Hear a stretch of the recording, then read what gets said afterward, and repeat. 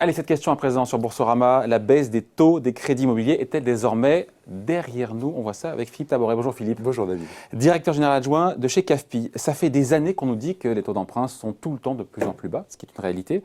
Et là, depuis début novembre, on fait un peu mal aux mouches, comme dirait le feu Jacques Chirac, mais on se demande si on n'est pas sur un léger changement de tendance. On cherche les signes avant-coureurs, les signes faibles, même si c'est à la marge, même si le crédit reste pas cher, c'est pas ça le sujet. On se dit que peut-être la baisse des taux de crédit, et ce qui est normal, au bout d'un moment, ça ne peut plus baisser, hein, est derrière nous. Est-ce qu'il y a la météo des taux, pour reprendre une expression que vous aimez bien, est-ce qu'elle n'est pas en train de changer là? Même à la marge? Oui, à la marge, oui, peut-être, mais pas sur la tendance de fond. Puisque la tendance de fond, elle est définie par les banques centrales, et les banques centrales sont plutôt rassurantes sur le long terme quant au coût de l'argent pour les établissements financiers, donc redistribués aux particuliers.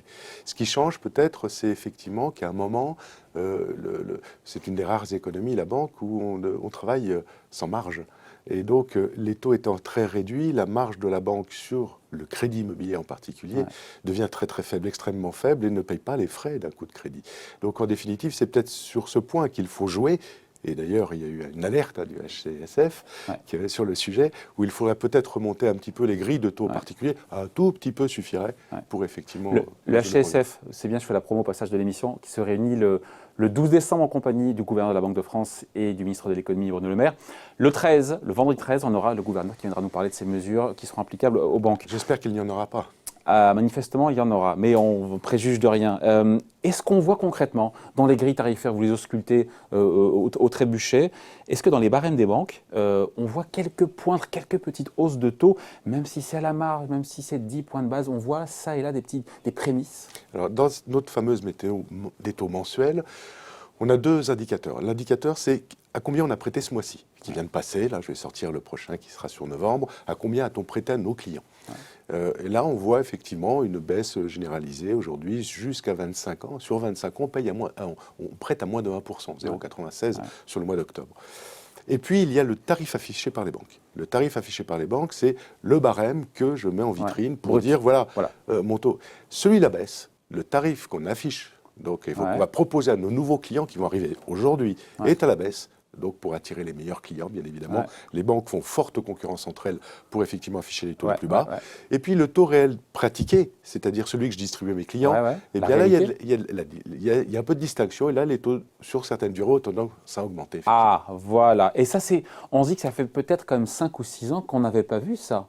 Oui, certes. Des légères petites augmentations. Oui, légères petites augmentations, mais comme je viens de le dire, on est à 0,96 en moyenne donc sur 25 ans. 0,80 sur 20 ans. Mais le sujet n'est pas là, et ça reste historiquement bas, mais c'est la dérivée seconde, comme on dit en mathématiques pour ceux qui aiment ça. Il y a peut-être une autre explication, David, c'est simplement qu'effectivement, on arrive en fin d'année. Et que les banques, elles ont fait leurs objectifs. On fait des volumes colossaux cette année. Et donc, elles n'ont pas plus d'un million spécialement de envie transactions d'anciens. Plus d'un million de transactions d'anciens, donc autant de crédits qui ont été distribués, ce qui veut dire qu'à un moment, là, elles font les comptes. Elles ont fait leurs objectifs, elles ne sont pas super agressives, c'est ça? Voilà, c'est ça. Il y a ça, et puis en effet ciseaux, il y a quand même les taux souverains, on en parle souvent, taux souverain français, la dette française à 10 ans, l'OAT à 10 ans, qui sert de référence. Quand on fixe le coût, le prix du crédit immobilier, qui a quand même pris, on en a parlé souvent ici, d'un point de vue marché, 30 ou 40 points de base depuis ces points bas de la mi-juillet. Et donc, à un moment donné, ça sera, ou ça commence à être répercuté aux clients. Alors, pour juste faire en 30 secondes un petit point d'histoire, c'est que les taux américains montaient. Et l'économie, la croissance, tout allait à peu près bien aux États-Unis, ça grimpait. Donc effectivement, on avait plutôt, nous, pronostiqué, pour cette année d'ailleurs et l'année prochaine, des remontées des taux d'intérêt, puisque ça influencerait la Banque centrale européenne. Et en définitive, surprise, au mois de juillet, la Fed a donc baissé ses taux directeurs. 3 fois d'ailleurs. On ne s'y attendait pas. C'était pas prévu. Et puis en fait, peut-être un peu d'inquiétude sur le marché commercial international, peu importe. Et là, ils viennent d'annoncer, là, jeudi dernier, qu'effectivement, ils maintiendraient ces taux qui avaient précédemment baissé. Donc, c'est un signal. On ne baisse plus. On stagne. Donc, les marchés obligataires, donc les taux longs, en définitive, sont effectivement impactés. Donc, mais encore une fois, si l'OAT 10 ans, qui navigue autour de 0% aujourd'hui, un peu au-dessus, un peu en dessous, devait confirmer sa hausse, on n'en est pas là. On n'en est pas là. Mais les banques devraient revoir à la hausse leur barème ou c'est pas sûr? Parce Oui, que c'est sûr. dès l'année prochaine, il y aura de nouveau des objectifs à faire, de la concurrence, c'est de la part de marché, on a de nouveaux clients à qui on veut vendre d'autres choses derrière après. Oui, non, c'est sûr. C'est sûr que l'OAT désigne effectivement l'orientation des taux longs, donc effectivement des taux de crédit immobilier qui sont faits sur des longues durées. Donc c'est le risque à long terme d'évolution des taux d'intérêt. Donc évidemment, les banques remonteraient leur barème. Bon, donc le message qu'on a, c'est que oui, effectivement, ça et là, on voit poindre dans la réalité des taux de crédit qui sont accordés aux clients des légères petites hausses de Oui. 10 ou 15 points de base. Voilà. Mais globalement, ça reste très bas. Après, ce qu'il faut, tout ça est une moyenne, Oui. Philippe. Il faut regarder par profil. Est-ce qu'il n'y a pas, quand on est un super profil, quand on est le chouchou des banques, parce qu'on est cadre, on gagne bien sa vie, on a mis de l'épargne de côté, on subit moins Ah bah, bien de hausse de évidemment. grille tarifaire qu'un dossier qui est plus complexe. c'est Non, ça, mais voilà, c'est qu'il Aujourd'hui, y a la moyenne j'affiche- et puis après, il y a les profils aussi. J'affiche Hein. chez CAFPI des taux sur 25 ans à 0,71%. Ça, c'est pour les best in class, hein, c'est pour les bons élèves. C'est pour ceux. C'est quoi d'ailleurs un très bon désigne. profil? Un Souvent, très bon le profil, c'est- excellent profil, très bon profil. C'est quoi un très bon profil? Alors en France, on prête aux emprunteurs, on ne prête pas sur le bien On prête aux immobilier. riches. Non, on prête aux emprunteurs. C'est-à-dire qu'on va vérifier qu'effectivement il est solvable et que c'est un bon client. Un bon client pour une banque, c'est celui qui sait épargner, qui ne dépend pas plus que ce qu'il gagne, Ouais. qui joue le jeu avec la banque en achetant ses produits, un peu d'assurance, un peu de placement, etc. Voilà un bon client pour l'avenir d'une banque. Et un profil justement qui est pas, voilà, qui est plus complexe, qui est plus juste, c'est celui voilà, qui Qui tangente à demande, chaque fois. voilà, qui demande 110% de financement, qui emprunte sur 25 ans, qui n'a pas encore fait les preuves de capacité d'épargne, etc. Ça reste aujourd'hui facile d'emprunter sur 110% de la somme.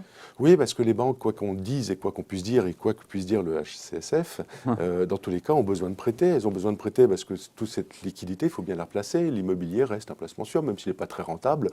Pour les banques, c'est gagner des clients, pouvoir vendre des produits. C'est un produit d'appel qui est très intéressant pour elles. Et en définitive, il ne faut pas se tromper.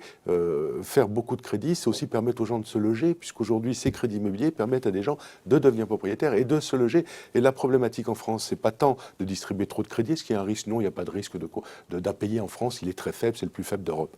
Simplement, il faut permettre aux gens de se loger. Le problème, il est le logement. Le problème, c'est pas les volumes de crédits prêtés. C'est pas le problème de risque ou de taux d'intérêt. C'est le problème de manque de logement en France. Ouais. Et donc, la capacité d'acheter du logement pas trop cher. Donc, ce qu'on retient, c'est que le coût de l'argent reste historiquement bas, mais ça, marginalement, ça peut commencer à se durcir en termes de conditions de crédit pour certains, qui ne sont pas les meilleurs profils. Si on doit retenir, c'est ça?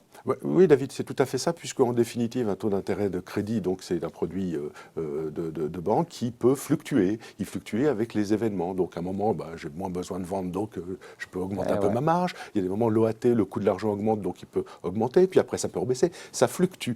C'est bon pour les banques, d'ailleurs. L'OAT qui remonte. Oui. C'est bon pour les clients, mais c'est bon pour les banques. C'est bon pour les banques, puisqu'il y a un delta entre le taux court et le taux long qui fait la marge de la banque. Exactement. Bon, voilà, merci d'avoir fait le point avec nous. Philippe Laboret, donc directeur général adjoint Merci, David. du courtier CAFPI. Merci.